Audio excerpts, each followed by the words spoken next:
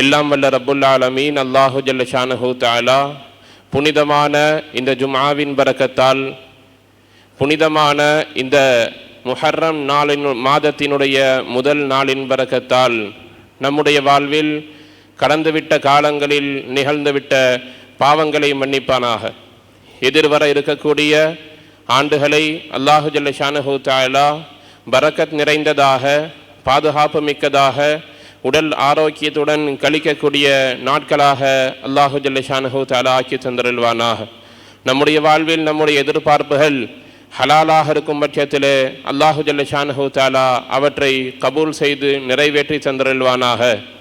நம்முடைய வாரிசுகள், நம்முடைய குடும்ப உறுப்பினர்கள் அனைவருக்கும் அல்லாஹு ஜல்ல ஷானஹு தஆலா எல்லா விதமான ஹைரையும் பரக்கத்தையும் நிரப்பமாக தந்து நல்லருள் புரிவானாக. ஆமீன் ஆமீன் யா ரப்பல் ஆலமீன். கண்ணியமிக்க அல்லாஹுவின் நல்லடியார்களே, அல்லாஹ்வினுடைய கிருபையால் ஹிஜ்ரி 1446 வருடம் நிறைவு அடைந்து ஹிஜ்ரி 1447 வருடத்தினுடைய முதல் நாளில் நாம் இங்கே அமர்ந்திருக்கிறோம். நேற்றைய தினம் காயல்பட்டினத்தில் பிறை பார்க்கப்பட்டு தமிழ்நாடு அரசு காஜியினுடைய அலுவலகத்தின் மூலம் பிறை அறிவிப்பு செய்யப்பட்டிருக்கிறது. அல்ஹம்துலில்லாஹ். இஸ்லாமிய மாதத்தின், இஸ்லாமிய வருடத்தின் ஒரு முதல் நாள் புதியதாக தற்பொழுது ஆரம்பித்திருக்கிறது. இந்த நாள் நமக்கு சொல்லித்தரக்கூடிய பாடங்கள் என்ன, படிப்பினைகள் என்ன என்று நாம் அலசி ஆராய்ந்து ஆய்வு செய்து வாழ்வியலாக எடுத்து நடக்க கடமைப்பட்டிருக்கிறோம். காரணம், நபி ஸல்லல்லாஹு அலைஹி வஸல்லம் அவர்களுடைய வாழ்க்கையாகட்டும், நடைமுறையாகட்டும், அல்லது இஸ்லாம் பேசக்கூடிய விஷயங்களாகட்டும், எதுவும் வீணானதாக இங்கே இல்லை. மார்க்கம் ஒரு விஷயத்தை இப்படி செய்யுங்கள் என்று சொல்லுதுன்னு சொன்னால் அதிலே உங்களுக்கு எந்த விதமான வீணான விஷயங்களும் இருக்காது. எல்லாம் படிப்பினையாக இருக்கும், எல்லாம் பிரயோஜனமாக இருக்கும். நகத்தை வலது கரத்திலிருந்து வெட்ட ஆரம்பித்து வலது கரத்தில் நிறைவு செய்யுங்கள் என்று மார்க்கம் சொல்லுதுன்னா அது சும்மா இல்லை. அதில் ஒரு நல்ல விஷயம் இருக்கிறது, அதில் ஒரு விஞ்ஞானம் இருக்கிறது, அதில் ஒரு படிப்பினை இருக்கிறது. செருப்பை வலது காலில் முதலில் அணியுங்கள், இடது காலை முதலில் கலட்டுங்கள், அதிலும் இருக்கிறது நல்ல செய்திகள். மார்க்கத்தில் எதுவும் வீணானதாக இல்லை. அப்படி இருக்கக்கூடிய நேரத்தில் இஸ்லாமிய மாத ஆண்டினுடைய கணக்கீடாக ஹிஜ்ரத்தை சஹாபாக்கள், மிக குறிப்பாக ஹஸ்ரத் உமர் இப்னு கத்தாப் ரலியல்லாஹு தஆலா அன்ஹு அவர்கள் ஏற்படுத்தி இருக்கிறார்கள் என்று சொன்னால் இந்த ஹிஜ்ரத் நமக்கு சொல்லக்கூடிய செய்தி என்ன? நபி ஸல்லல்லாஹு அலைஹி வஸல்லம் ஆயுட்காலத்தில் ஏராளமான நிகழ்வுகள் நடந்தது. நபியின் பிறப்பு இந்த சமுதாயத்தால் மறக்கக்கூடாத விஷயம். ரசூலுல்லாஹ்வுடைய வாழ்க்கையில் அப்படி ஹிஜ்ரத்தை தாண்டி முக்கியமான என்னென்ன விஷயங்கள் இருக்கிறது என்று பார்த்தோம் என்று சொன்னால், பிறப்பு இருக்கிறது. அவர்களுக்கு நுபுவத்து கொடுக்கப்பட்ட நாள் சிறப்பான ஒரு நாள். அதை இஸ்லாமிய மாதத்தின் முதல் நாளாக நாம் கணக்கிட்டிருக்கலாம். ரசூலுல்லாஹ்வுடைய அந்த ஹிஜ்ரத்தை மட்டும் நாம் ஏன் இங்கே கவனிக்கிறோம்? ரசூலுல்லாஹ்வுடைய முதல் ஹஜ் செய்த அந்த நாள் இருக்கிறது, பத்ரு போர் நடந்த நாள் இருக்கிறது. இப்படி ரசூலுல்லாஹ்வுடைய வரலாற்றில் ஏராளமான நிகழ்வுகள், பெரும் பெரும் நிகழ்வுகளாக சந்திரனை நபி ஸல்லல்லாஹு அலைஹி வஸல்லம் இரண்டாக பிளந்த நாள் இருக்கிறது. எந்த ஒரு நபிக்கும், எந்த ஒரு உம்மத்திற்கும், எந்த ஒரு மனிதருக்கும் தராத ஒரு அதிசயத்தை, கௌரவத்தை நபி ஸல்லல்லாஹு அலைஹி வஸல்லம் அவர்களுக்கு அல்லாஹ் கொடுத்தான். மேராஜினுடைய பயணம். அதை வைத்திருக்கலாம், இதை வைத்திருக்கலாம், எதையெல்லாம் விட்டுவிட்டு ஏன் ஹிஜ்ரத் தேர்வு செய்யப்பட்டது என்பதை நாம் இங்கே கவனிக்க வேண்டும். காரணம், படிப்பினைகளுக்கெல்லாம் பெரும் படிப்பினையாக இருப்பது ஹிஜ்ரத். பொதுவாக பாதைகள் தான் பயணங்களை முடிவு செய்கிறது. ஒரு பாதை கிழக்கிலிருந்து மேற்காக இருக்கும். அந்த பாதையில் நின்று கொண்டு ஒருவர் நான் வடக்கிலிருந்து தெற்காக போக வேணும்னு நினைச்சா முடியாது. அந்த பாதை எந்த பயணத்தை முடிவு செய்கிறதோ அந்த வழிதான் நீங்கள் சென்றாக வேண்டும். உலகத்தின் நியதி பாதை பயணங்களை முடிவு செய்யும். ஹிஜ்ரத்தினுடைய பயணத்தில் இந்த பயணம் ஒரு பாதையை உருவாக்கி இருக்கிறது. ஹிஜ்ரத்தில் நபி ஸல்லல்லாஹு அலைஹி வஸல்லம் அவர்கள் ஒரு பயணம் செய்தார்கள். அந்த பயணம் சபீலுல் ஹுதா என்று சொல்லப்படக்கூடிய நேர்வழியை நமக்கு முடிவு செய்திருக்கிறது. ரசூலுல்லாஹ்வுடைய வாழ்க்கையில் மட்டும் எல்லாம் முரண்பட்டு நடந்தாலும் அது படிப்பினை மிக்கதாக இருக்கும். ஹிஜ்ரத்தின் பயணம் நமக்கு ஒரு பெரும் பாதையை சொல்லி தந்திருக்கிறது. ஹிஜ்ரத்தில் இதுதான் ஹிஜ்ரத் என்று நாம் சுருக்கமாக சொல்ல வேண்டும்னு சொன்னா, நபி ஸல்லல்லாஹு அலைஹி வஸல்லம் அவர்களுடைய 40வது வயதில் ரசூலுல்லாஹ் நுபுவத் கொடுக்கப்படுகிறார்கள் மக்காவில் வைத்து.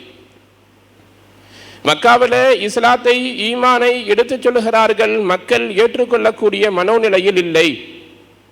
காலங்கள் கடக்க கடக்க நெருக்கடிகள் அதிகமாகிறது. 13 ஆண்டுகள் நபி ஸல்லல்லாஹு அலைஹி வஸல்லம் அவர்கள் மக்காவில் தீனி ஹிதுமத் செய்தார்கள், தாவா செய்தார்கள்.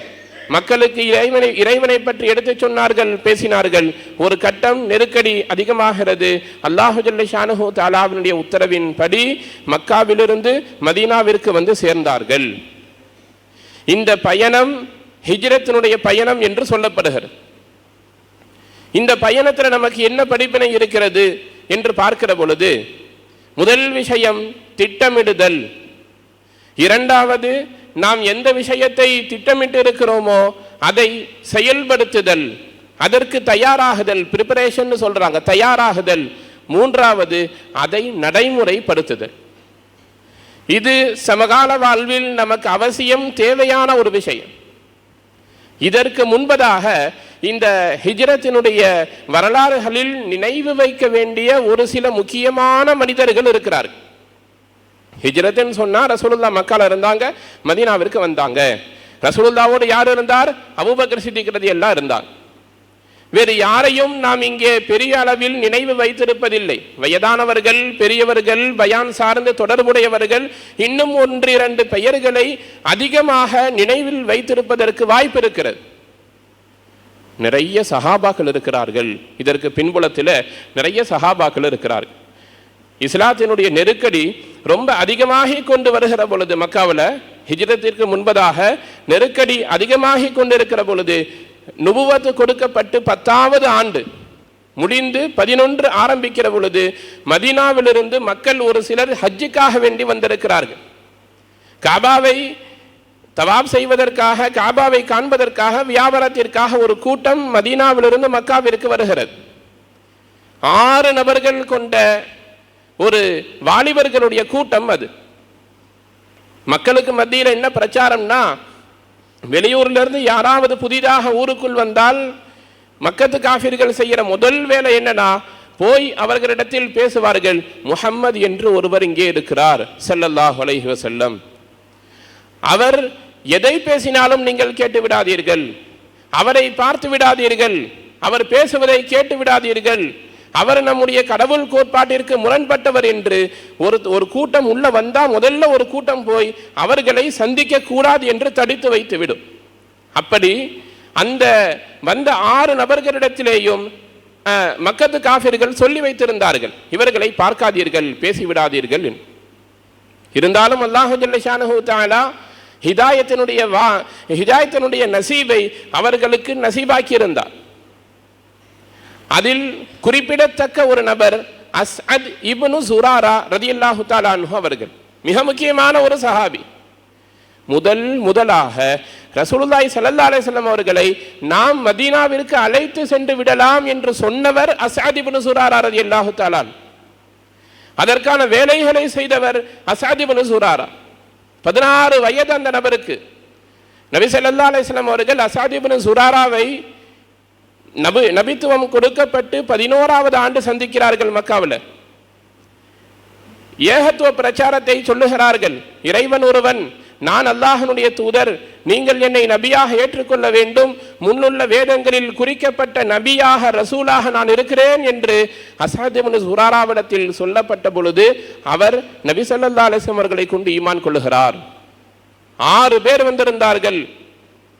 அவுஃப் ரலியல்லாஹு தஆலா, ஜாபிர் ரலியல்லாஹு அன்ஹு, உக்பா ரலியல்லாஹு அன்ஹு போன்ற சஹாபாக்கள் 6 பேரும் நபி ஸல்லல்லாஹு அலைஹி வஸல்லம் அவர்களை கொண்டு நுபுவத் கொடுக்கப்பட்டு 11வது ஆண்டு ஹிஜ்ரத்திற்கு 2 ஆண்டுக்கு முன்பதாக ஈமான் கொள்ளுகிறார்கள்.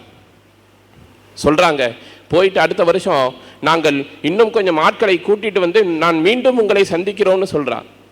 2வது வருடம் ஹிஜ்ரத்துக்கு 2 வருடத்திற்கு முன்பதாக மீண்டும் வந்து நபி ஸல்லல்லாஹு அலைஹி வஸல்லம் அவர்களை மக்காவில் சந்திக்கிறார்கள்.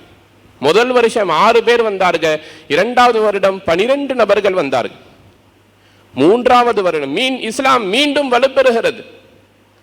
3வது வருடம் 25 நபர்கள் வந்தார்கள் மதீனாவில் இருந்து. மிக முக்கியமான தலைவர்கள் எல்லாம் வந்தார்கள். வந்தவங்க என்ன செஞ்சாங்கன்னு சொன்னா, நபி ஸல்லல்லாஹு அலைஹி வஸல்லம் அவர்களை நாம் மதீனாவிற்கு அழைத்து சென்று விடுவோம், அவர்கள் நம்முடைய தேசத்திற்கு வந்து விடட்டும், அங்கே வந்து தாவா செய்யட்டும் என்று அங்கே முடிவு செய்யப்படுகிறது. அக்பா ஒப்பந்தம் செய்யப்படுகிறது.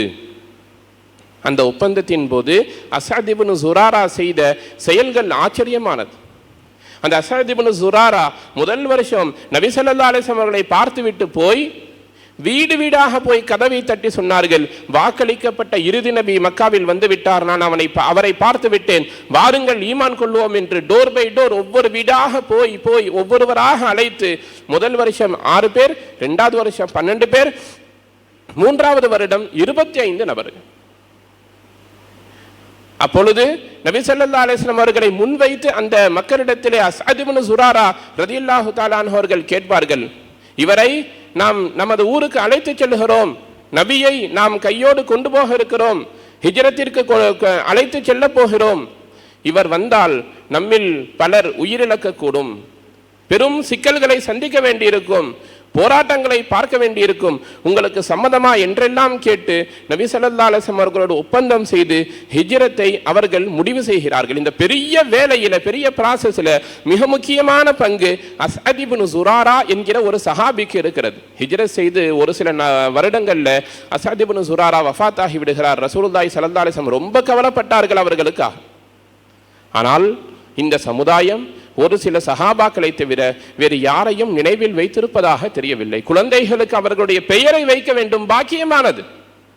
குழந்தைகளுக்கு நாம் இந்த இடத்துல நின்று சொல்லக்கூடிய அற்புதமான படிப்பினை, இது மாதிரியான நல்ல சஹாபாக்களின் பெயர்களை உங்களுடைய வாரிசுகளுக்கு சூட்டுங்கள்.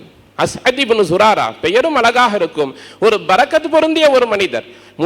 முதலாக மதீனாவிற்கு நபி ஸல்லல்லாஹு அலைஹி வஸல்லம் அவர்கள் வர வேண்டும் என்கிற நியத்தோடு சொன்னவர்கள், அதை செய்தும் காட்டியவர்கள். மதீனாவுக்கு மட்டும் அவங்க கொண்டு வரல, ஒட்டுமொத்த உலகத்திற்கும் தீன் வந்து சேர்வதில் அவருக்கும் ஒரு பெரும் பங்கு இருக்கிறது என்பதை நாம் இங்கே கவனிக்க வேண்டும். முஸ்அப் இப்னு உமைர் ரலியல்லாஹு தஆலா அன்ஹு அவர் ஒரு சின்ன ஒரு வாலிபர். ரசூலுல்லாஹ் ஹிஜ்ரத்துக்கு போவதற்கு முன்பதாக ஒரு வருஷத்துக்கு முன்னாடி, ஹிஜ்ரத்திற்கு ஒரு வருடத்திற்கு முன்பதாக முஸ்அப் இப்னு உமைரை அனுப்பி வைத்தார்.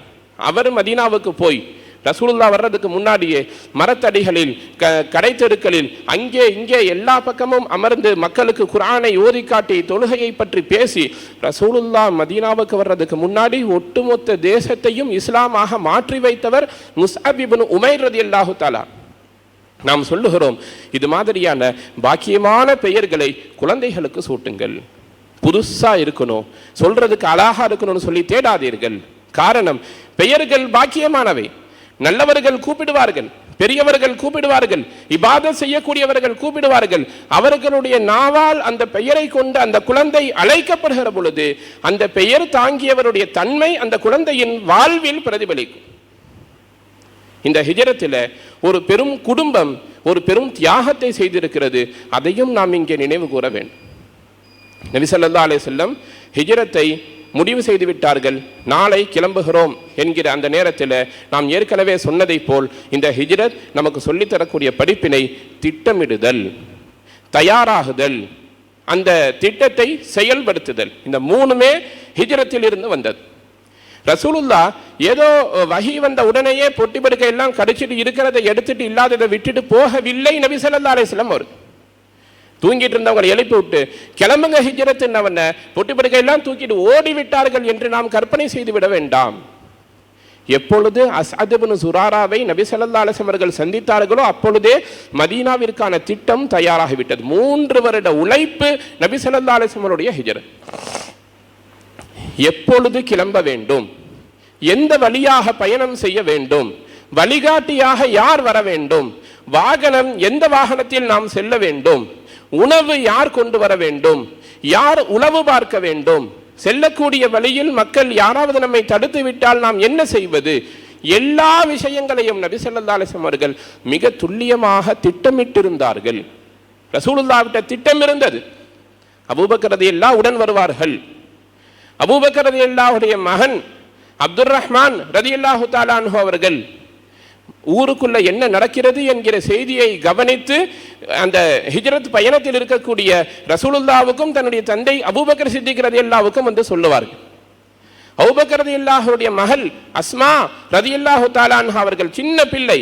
அவருடைய வேலை என்ன? ரசூலுல்லாஹ்வுக்கு சாப்பாடு கொண்டு வந்து கொடுப்பது. மக்காவிலிருந்து உணவு தயாரித்து கொண்டு வரப்படும்.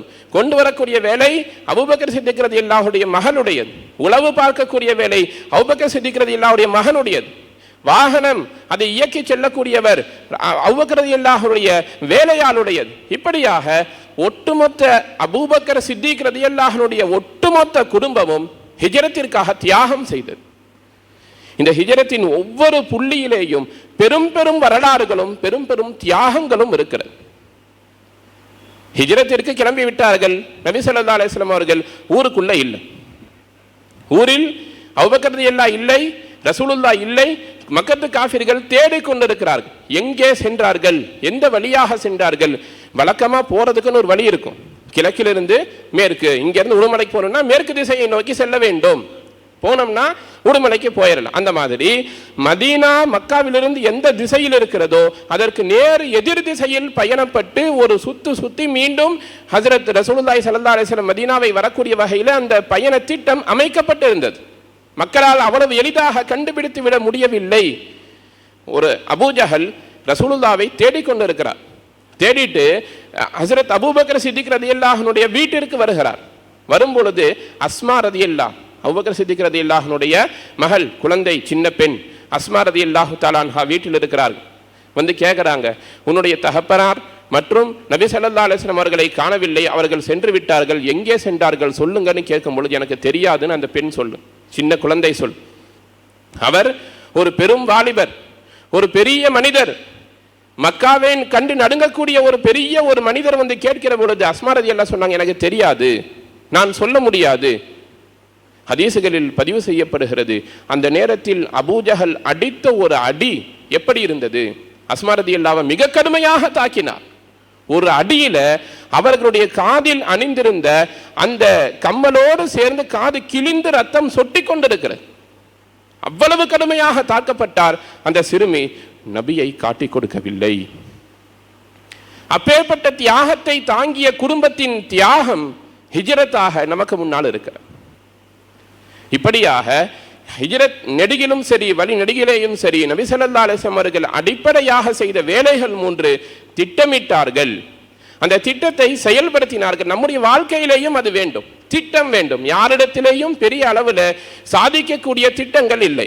உதாரணத்துக்கு பார்க்கிறோம், கல்வியின் விஷயத்தில் நம்மிடத்தில் சரியான திட்டமிடுதல் இல்லை. நம்முடைய பையன் ஏதாச்சும் ஒரு கோர்ஸை சொல்லி இந்த கோர்ஸில் சேர்த்து விடுங்க அப்படின்னா சேர்த்து. நம்முடைய குழந்தை என்ன படிக்க வேண்டும், எங்கே படிக்க வேண்டும், படிப்பிற்கு பின்னால் அவன் எந்த துறையில் வேலையில் அமர்த்தப்பட வேண்டும், நம்மிடத்தில் திட்டம் இல்லை. என் ஃப்ரெண்டு போய் சேர்றான், நானும் போய் சேர்றேன்னு சொல்லி ஏதாவது ஒரு கல்லூரியில் போய் எதையாவது ஒன்றை படித்து கடைசியில் கூலி தொழிலாளியாக அவன் ஏதாச்சும் ஒரு இடத்துல சம்பளம் வாங்கி கொண்டு பணியாற்றி கொண்டிருப்பான். கல்வி திட்டம் வேண்டும், குடும்ப வாழ்க்கை திட்டம் வேண்டும். ஒரு குழந்தை பிறக்கிறதுனா அதற்கு அடுத்த குழந்தை நாம் எப்பொழுது பெற்றுக்கொள்ள வேண்டும், திட்டம் இருக்கு. ஒரு குழந்தையை பெற்றுக்கொள்வதற்கு முன்னால் அதை வளர்ப்பதற்கான ஆயத்தம் நம்மிடத்தில் பின்புலம் என்ன இருக்கிறது? 1க்கு 4 குழந்தையை பெற்றுட்டு கஷ்டப்படுறது இல்லை. ஒரு குழந்தையை பெற்றுக்கொள்கிறோம் என்றால் அதை வளர்ப்பது வரைக்கும் நம்மிடத்தில் திட்டம் வேண்டும், குடும்ப வாழ்க்கை திட்டம் வேண்டும். பக்கத்து வீட்டில் ஒருவர் 10 சென்ட்டுக்கு 4 ஃப்ளோருக்கு கட்டுறாருன்னு சொன்னா அவரை பார்த்து நாமும் வீடு கட்ட ஆரம்பிக்கிறோம். நம்முடைய வருமானம் வேறு, அவருடைய வருமானம் வேறு. நம்முடைய குடும்பத்திற்கு, நம்முடைய வருமானத்திற்கு, நம்முடைய தேவைக்கு தகுந்தால் போல் நாம் திட்டமிட்டு நம்முடைய தேவைகளை வைக்கணும். அவர் செய்கிறார், இவர் செய்கிறார்னு சொல்லி நாமும் இறங்கி விடுகிறோம். கடைசியில் எதுவும் இல்லாமல் நம்முடைய கை காலியாக ஏதாச்சும் ஒரு விதத்தில் நாம் சென்று மாட்டிக்கொள்கிறோம். வியாபாரம், கல்வி, பொருளாதாரம், அரசியல் எதுவாக இருந்தாலும் சரியான திட்டம் வேண்டும் என்கிற பாடத்தை ஹிஜ்ரத் நமக்கு சொல்லித் தருகிறது. அந்த திட்டத்தை செயலாக்கம் புரிவதற்கு தயாராக வேண்டும். ப்ரிப்பரேஷன் சொல்றாங்கல்ல, நபி ஸல்லல்லாஹு அலைஹி வஸல்லம் அவர்கள் தயாரானார்கள். இவர்களை எல்லாம் இந்த இடத்தில் பயன்படுத்த வேண்டும். முதல்ல எல்லா சஹாபாக்களையும் மதீனாவை விட்டு வெளியே அனுப்பிவிட வேண்டும். கடைசியாக நாம் செல்ல வேண்டும், இந்த வாகனத்தில் செல்ல வேண்டும். அபூபக்கர் உடன் இருக்க வேண்டும். நம்மிடத்தில் கொடுக்கப்பட்ட அமானிதங்களை நிறைவேற்றுவதற்கு அலி ரலியல்லாஹு என்னுடைய படுக்கையில் என்னை போல் படுத்திருக்க வேண்டும் என்பது வரை நபி ஸல்லல்லாஹு அலைஹி வஸல்லம் திட்டமிட்டார்கள். செய்த திட்டத்தை, தான் எடுத்திருக்கக்கூடிய திட்டத்தை நிறைவேற்றுவதற்கான தயாரிப்புகளை செய்தார்கள். நம்மள நிறைய நபர்கள் இருக்கிறார்கள், ஒரு வியாபாரம் செய்யலான்னு சொல்லி ஒருத்தர்கிட்ட போய் கேட்டோன்னு சொன்னா அவர் உட்கார்ந்து 1.5 மணி நேரம் பேசுவார், 10 பிசினஸ் ஐடியாக்கள் சொல்லுவார். அவர் ஏதாச்சும் ஒரு பக்கம் கூலி வேலை செஞ்சுட்டு இருப்பார். திட்டம் இருக்கும், செயல்படுத்த தெரியாது. ஐடியாக்கள் நிறைய இருக்கும் மக்களிடத்தில், அதை எப்படி செயலாக்கத்திற்கு கொண்டு வருவது தெரியாது. அப்படி ஒரு சிலர் இருப்பார்கள். நாம் என்ன சொல்றோம், திட்டமிடணும், அந்த திட்டத்தை செயல்படுவதற்கான தயாரிப்பு ஆக்கம் இருக்க வேண்டும். மூன்றாவது அதை செயல்படுத்தி காட்ட வேண்டும். கிளம்பிய நபி ஸல்லல்லாஹு அலைஹி வஸல்லம் எந்த ஒரு சூழ்நிலையிலையும் முன்வைத்த காலை பின்வைக்காமல் நினைத்ததை நடத்தி சாதித்து காட்டினார்கள் என்று சொன்னால், அவர்கள் தங்களுடைய திட்டத்தை எடுத்து நடப்பதற்குள்ள எல்லா விதமான வேலைகளையும் சரியாக செய்தார்கள். ஒரு கடைக்கு வேலைக்கு போய் பார்க்கறது, ஒரு மாசத்துக்கு இருக்கிறது, பிடிக்குதா பிடிக்கலையா, ரிட்டர்ன் வெளியே, இனி அடுத்த வியாபாரத்தை செய்து பார்ப்பது, இன்னொரு வியாபாரத்தை, இப்படி முயற்சிகள் செய்து கொண்டே இருப்பார்கள். ஒரு சிலர் வாழ்க்கை அதிலேயே முடிஞ்சு போய். திட்டமிட வேண்டும், தயாராக வேண்டும், அதை நடைமுறைப்படுத்த வேண்டும். இன்னொரு முக்கியமான விஷயம், ஹிஜ்ரத் நமக்கு சொல்லக்கூடிய அற்புதமான படிப்பினை என்ன என்று சொன்னால், கவனிக்கிறோம், மக்காவில் இல்லாத விஷயம் மதீனாவில் என்ன இருக்கிறது என்று அல்லாஹ் ஜல்ல ஷானஹு தஆலா மக்காவிலிருந்து மதீனாவில் கொண்டு போய் உட்கார வச்சான்னு பார்க்கணுமா இல்லையா? மக்காவிலேயும் தொழுதார்கள், மதீனாவிலேயும் தொழுதார்கள். மக்காவிலே நோன்பு இருந்தது, மதீனாவில் நோன்பு இருந்தது. மக்காவிலேயும் வஹி வந்தது, மதீனாவிலேயும் வஹி வந்தது. மக்காவுக்கும் மதீனாவுக்கும் என்ன வித்தியாசத்தை கண்டார்கள் நபி ஸல்லல்லாஹு அலைஹி வஸல்லம் அவர்கள் என்று கேட்டால், அதிகாரம் கிடைத்தது ரசூலுல்லாஹ்வுக்கு. மக்காவில் இல்லாத விஷயம், மதீனாவில் இருந்த விஷயம் அதிகாரம். அந்த அதிகாரம் தான் 13 வருஷத்தில் 500 முஸ்லிம்களை கொடுத்த மக்கா. அடுத்த 10 வருஷம் பிளஸ் அதிகாரம், லட்சத்திற்கும் மேற்பட்ட சஹாபாக்களை உருவாக்கியது. அதிகாரத்தை நோக்கிய பயணமாகத்தான் நாம் ஹிஜ்ரத்தை பார்க்கிறோம். ரசூலுல்லாஹ் மக்காவிலிருந்து வெளியே வரும்போது செஞ்ச துஆ என்ன தெரியுமா? ரப்பி அத்கில்னி முத்கல சித்கின் வ அக்ரிஜ்னி முக்ரஜ சித்கின் வஜஅல்னி மின் லதுன்க சுல்தானன் நஸீரா. எனக்கு உதவியாக இருக்கக்கூடிய சுல்தான், அதிகாரம் எனக்கு வேண்டும் என்று நபி ஸல்லல்லாஹு அலைஹி வஸல்லம் துஆ செய்தார்கள். திருமறையில் இந்த செய்தி பதிவு செய்யப்பட்டிருக்கிறது. நமக்கு அதிகாரம் வேண்டும். 12 வரைக்கும் படிக்கிறோம், ஏதாவது ஒரு காலேஜில் ஏதாவது ஒரு குரூப் எடுக்கிறோம், படிக்கிறோம், வேலைக்கு போகிறோம், சம்பாதிக்கிறோம், வீடு கட்டுறோம், செட்டில் ஆகிறோம். இந்த பார்வையில் தான் முஸ்லிம் சமுதாயத்தினுடைய அந்த பயணம் இருக்கிறது. அது வல்ல நம்முடைய நோக்கமாக, அது நம்முடைய நோக்கமாக ஒருபோதும் இருக்கக்கூடாது. ஆட்சியையும் அதிகாரத்தையும் கைப்பற்றக்கூடிய இடத்தில் முஸ்லிம்கள் இருக்க வேண்டும். ஆட்சி கையில் இருந்ததன் காரணத்தினால் ரசூலுல்லாஹ் மரணிக்கிற பொழுது 1,00,000 சஹாபாக்கள், அடுத்த 7 ஆண்டுகளுக்குள்ளாக உமர் ரலியல்லாஹு மரணிக்கிற பொழுது 22 லட்சம் சதுர மைல் பரப்பளவிற்கு, கிட்டத்தட்ட ஆப்கானிஸ்தான் வரைக்கும் உமர் ரலியல்லாஹு ஆட்சியில இஸ்லாம் பறந்து வந்ததுன்னு சொன்னால், நபி ஸல்லல்லாஹு அலைஹி வஸல்லம் அவர்கள் அதிகாரத்தை தேர்ந்தெடுத்தார்கள், கல்வியை தேர்ந்தெடுத்தார்கள், ஒற்றுமையை தேர்ந்தெடுத்தார்கள். இவையெல்லாம் கிடைத்ததன் காரணமாக நபி ஸல்லல்லாஹு அலைஹி வஸல்லம் ஹிஜ்ரத்தின் மூலம் சாதித்தார்கள். இன்னைக்கு இந்த சமுதாயம் கல்வியில் கோட்டை விட்டு விட்டது, அதிகாரத்தில் கோட்டை விட்டு விட்டது, ஒற்றுமையில் கோட்டை விட்டு விட்டது. எப்படி வேகமாக வளர்ந்து வந்த இந்த சமுதாயம் மிக வேகமாக தளர்ச்சியை நோக்கி சென்று கொண்டிருக்க. நபி ஸல்லல்லாஹு அலைஹி வஸல்லம் ஹிஜ்ரத்திற்கு வந்ததற்கு பின்னால் 1 வருஷத்துல பத்ருடைய போர்க்களம். பதிரில் என்னை கொல்ல வந்த, நம்மை கொல்ல வந்த நபர் முன்னால் நிறுத்தப்படுகிற பொழுது நாம் என்ன செய்வோம்?